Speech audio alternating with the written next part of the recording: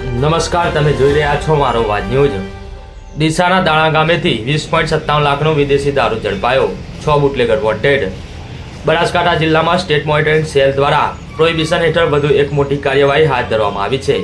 તારીખ 28/5/2026ના રોજ ડીસા તાલુકાના દાણા ગામ નજીક એસએમસી દ્વારા દરોડો પાડીને લાખો રૂપિયાનો વિદેશી દારૂનો જથ્થો ઝડપી પાડવામાં આવ્યો હતો। સમગ્ર કાર્યવાહી દરમિયાન કુલ 20,57,909નો મુદ્દામાલ જપ્ત કરવામાં આવ્યો છે।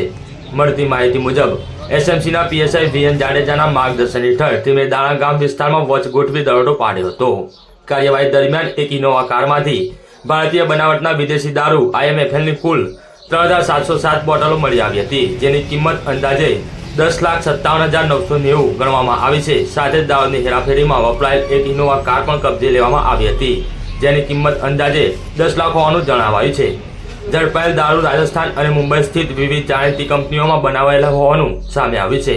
આ મામલે ગુજરાત પ્રોહિબિશન એક્ટની કલમ 65A, E, 81, 83, 98B, 116B તેમજ ભારતીય ન્યાય સંહિતાની કલમ 336(2), 336(3), 340(2) હેઠળ ગુનો નોંધવામાં આવે છે।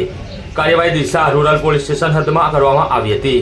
એસએમસીએ આ કેસમાં કુલ 100 આરોપીઓને વોન્ટેડ જાહેર કર્યા છે, જેમાં પાથમેડા સાચો રાજસ્થાનના ભાવેશ ઉર્ફે બગારામ હિરાજી ચૌધરીને દારૂ મોકલનાર તરીકે નામજોગ કરવામાં આવે છે।